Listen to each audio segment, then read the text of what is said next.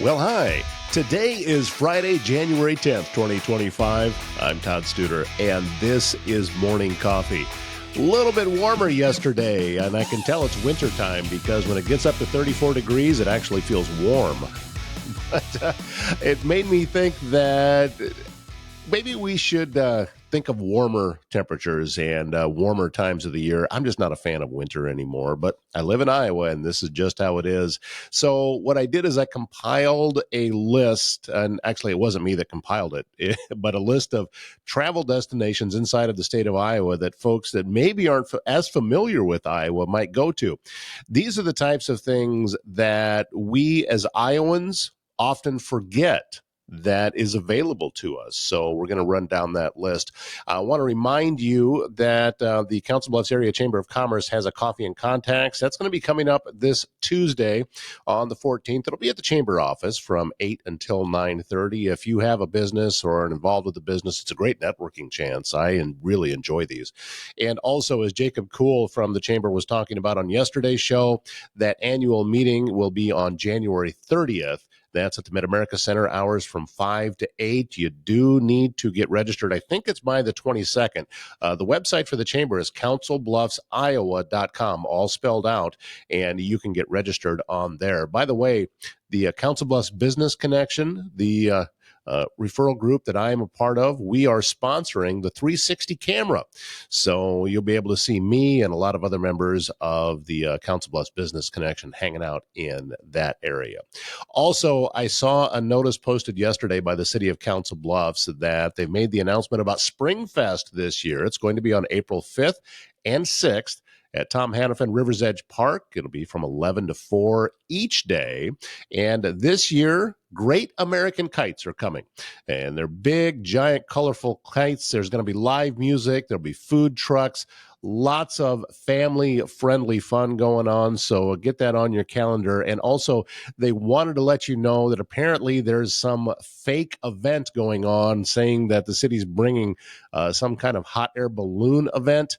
It's fake. It's not real. And they just wanted to let you know that it's kites, not balloons, that are coming to Springfest. At the Council Bluffs Business Connection meeting yesterday at the chamber, I had a chance to see Garrett from GT Motors, and he was giving us all updates on everything that's going on at his lot located at 21st and Broadway. And his Christmas tree is still up, and he also has plenty of used cars for sale right now on his lot. And you know that they do financing right there on the spot. So, and they also partner with a few banks in the area as well. So they can get you into something. And if you are in the market for a quality used car, you're going to want to pay a visit to GT Motors in Council Bluffs, 21st and Broadway. Also, Just Sue Creative has been working on my website. And if you go to lusshillsmedia.com and take a look, you're going to see all of the sponsors that help us out here with Morning Coffee. And if you would like your business to be a part of it, I can get a hold of Sue and she can get your things in there, and we can add you to the list. I'm telling you all of that because these are the types of things that Sue Pitts can do with Just Sue Creative, whether it's working on a website, whether it's helping you with SEO, whether it's helping you with social media marketing, or whatever the case may be. Sue Pitts has everything going on at Just Sue Creative. So visit her website, another very streamlined and easy to follow website that she has there. And she even puts all of her pricing right there up front. So there's no mystery involved as to what it's going to take to get her to help you to grow your business. All right, let's take a look at the top 10 things, top 10 travel destinations, rather, around the state of Iowa for warmer months, or you can do it in the wintertime too. Nothing's stopping you. It's just that I'm trying to think warmer as I'm wearing a jacket right now.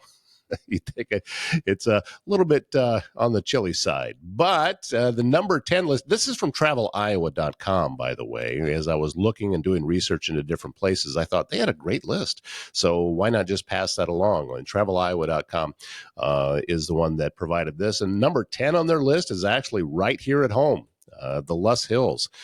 They're saying that for folks that are not familiar with this area, what a better way to learn about a very unique geological place. It's formation of quartz silt, and with the steep bluffs, narrow ridges. Take the Les Hills National Scenic Byway. It's a favorite of motorcyclists in the summertime. I've driven that many times myself, and it's a beautiful drive that we forget is right here in our area. Number 9 on the list of travel destinations in Iowa from traveliowa.com is the Quad Cities. Now, I have been through the Quad Cities, but I have never actually spent any time there. On the Iowa side, it's Davenport and Bettendorf, and then over on the Illinois side, you've got Moline and Rock Island, but there's a lot of things going on there as it's right on the Mississippi River. You take in the view from the Davenport Sky Bridge. There's an art museum. There's the Putnam Museum, lots of museums, Mississippi River Visitor Center. That is on Arsenal Island. Lots of things to do in the Quad Cities, and it's a fairly easy drive. Kind of long. I mean, well, not terribly long, but you're driving from one river to the other, so you're going to get to see the entire part of the central state of Iowa. All right, let's take a look at number 8 on the list from traveliowa.com. Travel destination, the Amana Colonies, and 7 villages that were founded by German Pius in 1855. And I haven't been over there for a long time. Eating some German food in one of those family style restaurants was always a big favorite of mine anytime that I was there, but I haven't been there for quite a while. Number 7 on the travel destination list in Iowa, Cedar Rapids. Now, I've been to Cedar Rapids. I used to go to the Iowa High School State Volleyball Tournament when it was there. I think it's at Coralville now, but when it was at what used to be called the Five Seasons Center, and that was about it. That's the only time I've really spent in Cedar Rapids, but there's a lot of really cool things to do over there. There's the Bruce Moore Mansion.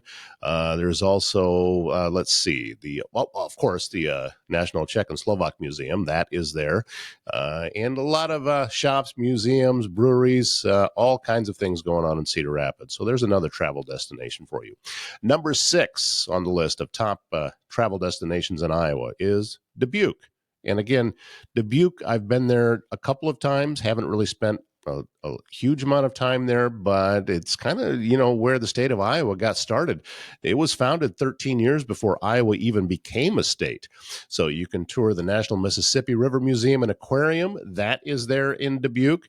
There is the shortest and steepest railway in the world. Fenelon Place Elevator. I think I'm pronouncing that right. There's Sky Tours, zip line course, all kinds of fun and activities to do there. And nearby Dyersville is close to Dubuque, so you can take in the Field of Dreams. Number 5 on the list of travel destinations in Iowa is Decorah. Decorah in the extreme northeast part of the state. Luther College is up there. I remember when I was doing my sports casting and covering Central College in Pella, that the broadcast booth for that football team up in Luther was actually in the college cafeteria. They set you up because the cafeteria overlooked the football field, so that was how you were able to broadcast from there. But tons of things to do. And the northeast part of the state of Iowa is really, really beautiful. There's Dunning Springs Park. There's Cedar Springs State Park. You can see the Decorah bald eagles in their nest, paddle the upper Iowa River. That's a gorgeous river. So tons to do if you make a trip up there. Number 4 on the list of travel destinations in Iowa is Pella, where I said I was doing radio. I was covering the Dutch from Central College, and there's more going on in Pella than just tulip time. I've been over there many times for tulip time, but there is tons of things happening in Pella all year long. And even if tulip time is the only time you get there, it's very, very pretty during that time, but everything else is still working the rest of the year. And if you happen to go, bring me back a Dutch letter, would you? I haven't had one for a while. Number 3 on the list of travel destinations in Iowa is Winterset, where, of course, you've got the bridges of Madison County. I just did that last year. That was a lot of fun. John Wayne's Birthplace Museum is there. I went through that as well. That's kind of cool. And John Wayne was my grandfather's favorite actor, and I always thought that my grandfather looked a little bit like John Wayne. He was a very big man, and so that kind of turned me into a John Wayne fan. So I was very interested in that particular museum. You can go to the city park. We did this too, and there is a hedge maze, and there's also the castle-like Clark Tower that you can go up. So lots to do in Winterset. Number 2 on the list of travel destinations in Iowa is the capital city of Des Moines. And go to the farmers market from May to October, or go to the state fair. I was there last year, and lots of people, and got to see some old friends, and that was a lot of fun too. And, lots of museums. There's the zoo. There's Living History Farms. I actually haven't been through Living History Farm since I was a kid. So just all kinds of things going on in Des Moines. Took a tour of the Capitol several years ago. You can get free tours of the Capitol building, and they'll even give you a free guided tour. And they took us up all the way up into the dome where there's that little walkway up there. I hadn't been up there since I was in fourth grade or fifth grade. I forget which, but I think it was fifth grade. And I remember feeling like, the edge was just too close and that I was going to fall. There was no chance I was going to. I got that same feeling again when I went back as an adult a few years ago. Very strange. And according to traveliowa.com, the number 1 vacation destination in the state, and I'm sure that you can guess it, is Okoboji, another place that I've done radio. And Okoboji is it's like stepping back in time when you go to Arnold's Park Amusement Park, taking a concert at the Roof Garden. If you go back and watch a previous show that we did, was it just last month, that I had Jeff Fee on the show. He does a very similar program to what I'm doing here, only he does it for Okoboji, called Okoboji Broadcast. And I encourage you to follow him. You can kind of keep up to date on everything going on up there, because I know there's a ton of folks that go up to Okoboji multiple times during the year. So, and it's great restaurants. It's just a wonderful vacation place. And when you're there, you're kind of surprised, man, I'm actually in Iowa. Yeah, you are. I don't get out with a boat on the water because it's just too darn crowded. That's not my kind of thing. But that is the top 10 travel destinations in the state of Iowa, according to traveliowa.com. If you have another destination that you may have thought of and a place that you've been that you really like, put it in the comments. I'd love to be able to hear about it and talk about it on the next show. And there's a few on here that, I know that I've been to that are not on this list. So I just want to see if they match yours. Go ahead and leave me a comment. I'd love to hear that. By the way, while you're doing that, would you click the like button, click the follow button? And if you're really feeling generous, click the share button on this program.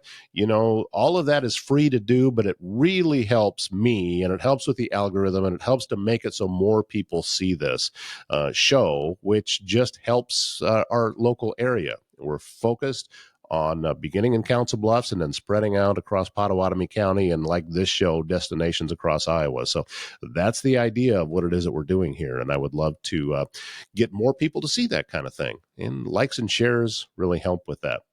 Spiral of Accountability is a book written by Carol Horner. We're going to have her back on the program again very soon. This book is designed to help your team at work communicate better with each other. Sometimes we just get on the wrong page. We're not facing the right direction. And a Spiral of Accountability is a method that Carol came up with that can help you identify where it is that you are at and where maybe your coworker is at, and help to try to see each other's points of view a little bit better. And it's just a way of keeping everybody accountable. That's why it's called Spiral of Accountability. That's the website, spiralofaccountability.com. Pick up the book and also do some research in there. Learn more about Carol and find out how she can help your business by coming in and doing workshops with your team. And ThinkSpace IT, our latest sponsor, to come on to Morning Coffee, bringing a creative approach to technology.